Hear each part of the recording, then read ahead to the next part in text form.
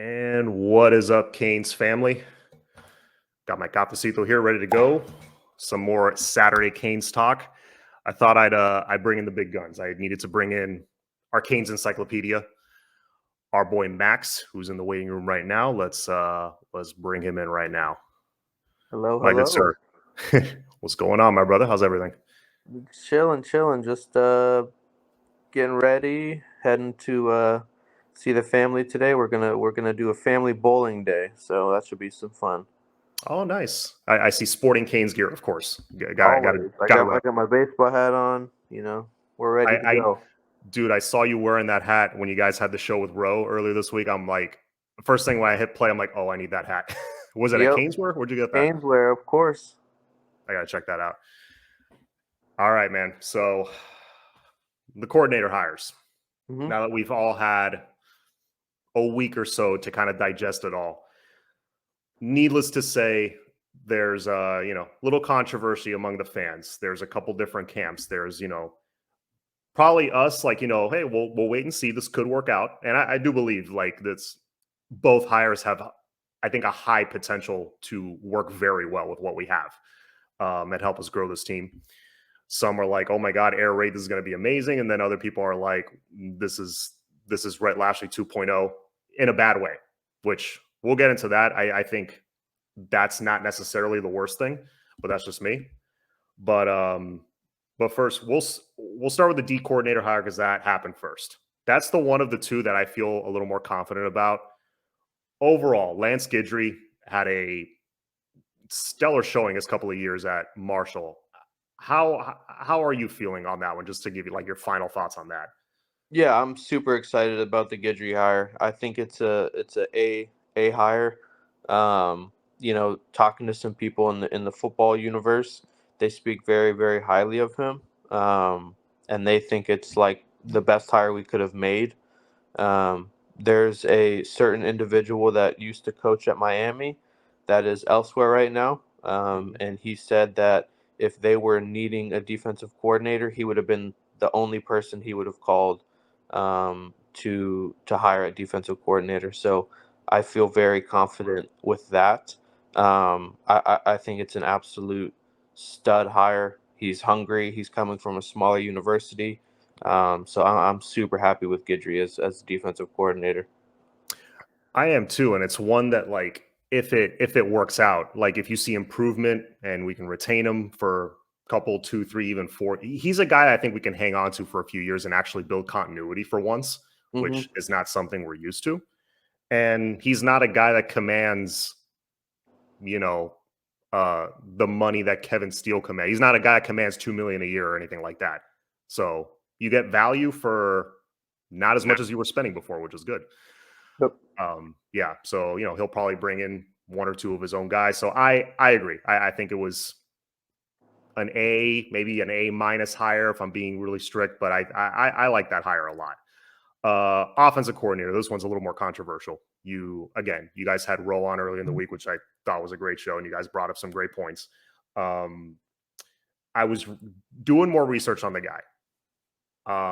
I saw that Coach Dawson, there it was understood that Dawson in the last couple of years, he kind of shared play calling duties with Dana Holgerson. I read Hmm. somewhere that, and you can confirm, being our encyclopedia, you can confirm how much of this is true or not. That 12-2 season, a lot of it was Dana Holgerson doing the play calling maybe early on and kind of handed off the play calling duties. I read from a couple different places that was the case. And then Holgerson kind of took over a little bit middle of the 2022 season. I'm sure you saw a lot of that, or read up on some of that.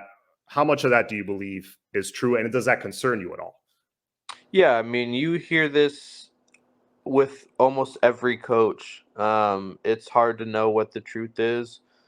He had the reins at Southern Miss, and I think that's the more of the offense that we're going to see here, because they had a lot of power run scheme Mm-hmm. over at Southern Miss, and I think that's what we're going to kind of see.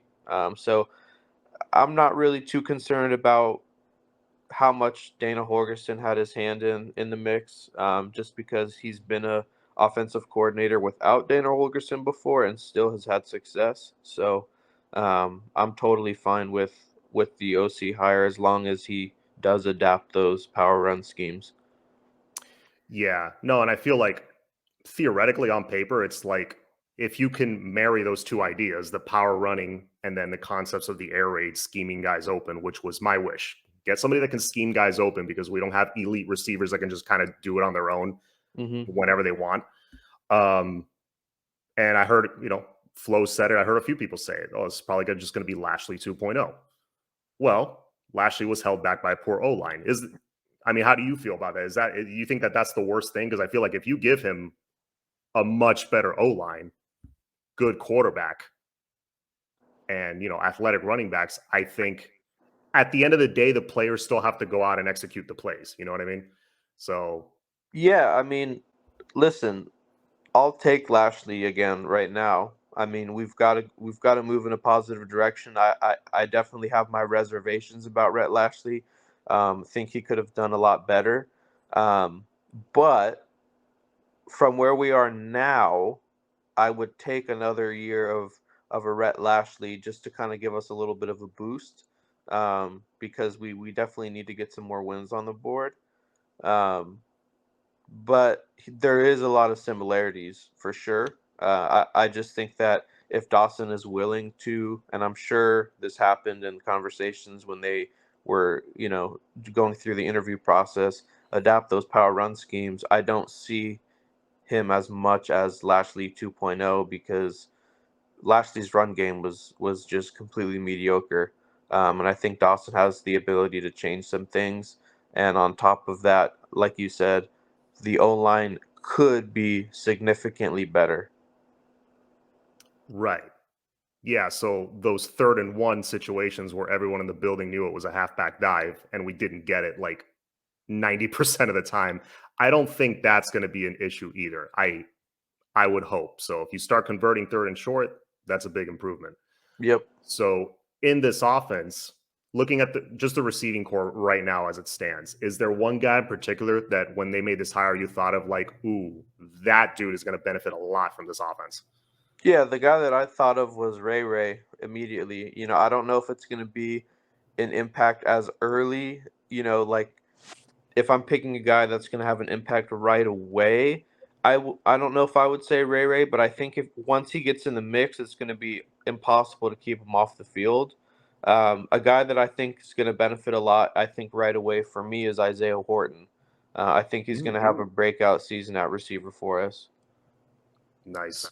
Yeah, we need somebody with size to step up, so I would love to see that. The guy that came to mind for me was Brashard Smith Mm-hmm. because he had a drop off this. Well, everyone had a drop off this past season. Was that more on them? Was that more on the scheme didn't help them? I think it was more that the scheme didn't help him for a guy like Brashard because we know how talented he is. I Sure. think he's going to eat in this offense. Yeah. Um, so yeah, at the end of the day, we have to wait and see because like no matter how it's a new shiny toy, the new coordinator, but it's like I don't care how big the name is. You got to see how it plays out. We don't know how they're going to mesh with the players. We don't know how they're going to mesh with TVD. We don't know. Mm-hmm. It's up in the air until we actually see it play out. That being said, the spring, it's right around the corner. I think 2 weeks it starts. What are some things you want to see? Once the spring game comes around, obviously we're not going to be shown too much. I think we know that already. What would you like to see though, as a step forward from last year? Yeah, I mean, staying on the same topic, I would like to see some of the receivers step up and kind of just dominate spring. But also, I'm interested to see how the defense adjusts to the new scheme. Uh, some of these guys on offense have played in a similar offense before, so I don't know if the adaptation is going to take as long for them. But as far as the defense goes, specifically at corner, Guidry's defense puts a lot of pressure on the cornerbacks. We have two seniors that have left the program that are have NFL aspirations here, and so we're breaking in some new corners. So I really want to see how the corners do, because like I said, Guidry puts a lot of pressure and a lot of trust in his corners, and we've got pretty much brand new outside corners. Mm-hmm. So I'm looking to see who steps up in that room as well. Yeah, that's a scary thought, but luckily it's the way I think it's going to play out, at least as it stands now. The two veteran guys you bring in, the dude from Iowa, and then of course Devontae Brown, right from UCF. As it stands now, those to me look like the starting corners. We'll see what Corey Couch and Damari Brown and guys like that have to say about it, but at least for me, I feel a little better knowing, okay, it's two guys with experience that weren't like, I can't think of a better word, really, ruined by previous regimes that maybe were taught bad tendencies or something. I feel like, I feel a little better about those veterans there. Right. Yeah. And honestly, one thing I need to see eliminated is pre-snap penalties. I want to see if that was worked on. And really, mental mistakes like that, it's just it's not really so much working on it, it's just getting out of your own way. Just don't do it. And obviously the drops, it was still kind of there last year. I need to see that just like phased out already. Yep. Last topic. I don't want to have you on too long, man. I know you got a busy day. So recruiting. I think these coordinator hires, Mario always has recruiting in mind, as he should. It's a very, very important thing. Specifically with Coach Dawson, I'm sure you agree. This was, other people have said it, that I think this was like a recruiting chess piece as well, because you bring in a guy with air raid concepts, all of a sudden Aaron Nolan's excited. Jeremiah Smith is tweeting eye emojis. It's, all of a sudden you got the attention of elite talent, and QB and wide receiver look to be a pretty loaded class this year. Specifically with Jeremiah Smith, I know he's committed to Ohio State right now. What do you think we would have to do on the field this year to flip a dude like that? Like JoJo Trader, I think we got a pretty decent shot at right now. Aaron Nolan, pretty decent shot at. I think we'll get a solid quarterback. But a guy like Smith, we usually don't land a dude like that. What would it take? Yeah, I would say 9 to 10 wins probably. The benefit that we do have is that Shannon Dawson coached Geno Smith, who's his cousin. So there's a relationship there. And Geno Smith loved Coach Dawson, and I think that's why those eye emojis came up, because it was about Geno Smith's tweet that Miami just hired basically a home run. But yeah, I mean, it definitely benefits the offensive recruiting, getting a guy like Shannon Dawson with the air raid. He's not known as some elite recruiter, but we don't need him to be with our head coach and some of the position coaches that I'm hearing that may come through. So I think the product on the field is going to do a lot of the recruiting, and then you've got Coach Mario Cristobal that can kind of hone in and do that for him. I'm not too concerned about coordinators being good recruiters, because I just want to see on the field product from them. And you can have other guys kind of take the reins on recruiting. But I think, I mean, it definitely opens up recruiting for receivers and quarterbacks because they want to play in an offense that scores a lot of points. So it's definitely a benefit. Which we desperately needed. And, there's a certain guy, a certain former Miami coordinator that's out there, that could come on board as a co-OC. I'm talking, of course, James Coley, or names like that can be that, like you said, that recruiter that can be the co-OC by title or whatever. Maybe coach the wide receivers. That'll be a big boost, because I think, if I'm not mistaken, if my history is right, Al Golden hired James Coley, and pretty much right off the bat, I think that was the year that we were able to land Stacy Coley, who at the time was the number 3 receiver in the nation. Right. So that can be a big boost. And if you want to land the JoJo Traders and Jeremiah Smiths of the world, you need that on your side, which I think will help. But yeah, man. So last thing, we also hired a new linebacker coach, Derek Nicholson, former FSU star linebacker. As soon as I saw the name Nicholson, I'm like, wait a minute. I looked it up, and sure enough, he smacked us around a little bit for a couple years in the field. But that was when FSU was producing good linebackers. I like some of those players, and he has a solid track record developing guys. I mean, give me your thoughts real quick on him, and as a developer, and just as a guy in general for that linebacking room, because I hear that players loved playing for him. Like, he's definitely a player's coach, but definitely a fiery guy as well. Yeah, so this is a to me this is a home run hire. He reminds me of like a younger Charlie Strong, like when he was first kind of breaking onto the scene, had a little bit of success. Um, he's only 36 years old. He's an elite recruiter, relates to the players. It also kind of reminds me of the hire we had with T. Will a couple years ago. Hmm. Although T. Will left, hopefully it doesn't happen with Nicholson. Um, but just young, relates to the players, really good dude, elite recruiter. Sucks he went to Florida State, um, but I can move past that because I think he's going to be a killer here. He's just really, really solid. He's the one who got Stanquan Clark over to Louisville. Hmm. Um, he is just, from everything I've heard, he's a great dude. The players already love him. So, he recruited a lot of the players in that linebacker room, so they've got relationships already, specifically Marcus Pulliam. So I'm super happy with that hire. Yeah, and I know Yasir Abdullah. I think he was on the roster while he was there. I'm Yep. sure he had a hand in developing him. So yeah, no, it'll be nice to see how him on the staff that plays out because, like you said, he got Stanquan Clark over to Louisville. We'll see if he finishes his career at Louisville. The Right. transfer portal's a wild thing. Literally, like your entire roster is a free agent 24/7. That's how it is right now. It's the Wild West. And I'm curious. I'm sure he did. Was there any overlap there with TJ Capers? Like, did he have some hand in like building that relationship and getting him there? Yeah. He was his lead recruiter until he left. Okay. All right. So there Yep.